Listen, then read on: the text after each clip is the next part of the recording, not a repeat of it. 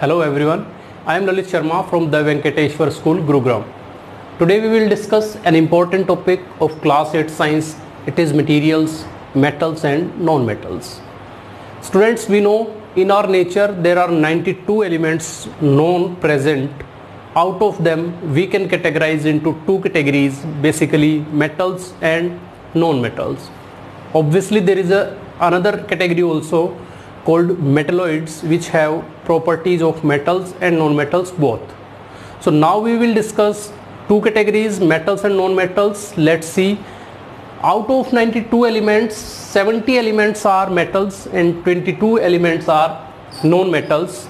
And if we talk about physical state of those metals and non-metals, mostly solids. Metals are mostly solids except mercury, which is used in thermometers. Symbol of mercury is Hg, and this is found in liquid state. Otherwise all metals are generally solids. And if we talk about non-metals, 10 non-metals are solids.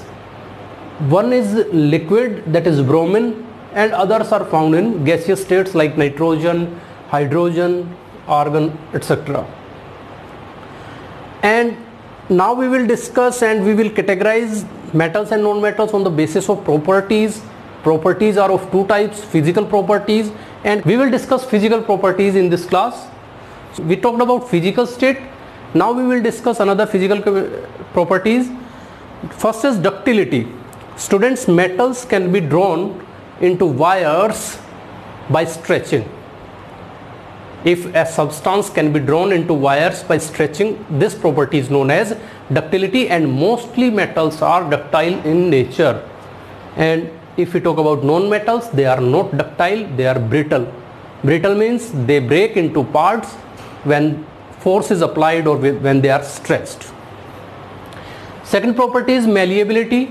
Malleability means metals can be drawn into sheets. Metal can be beaten into sheets with the help of hammer or any hard substance. If we beat metals, then they can be converted into fine sheets, like aluminium foil, which we use to wrap our food.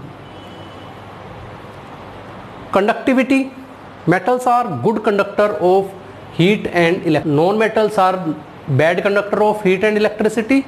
But if we talk about exceptions, in non-metals, graphite is good conductor of electricity, which is allotrope of carbon. Are having shiny appearance.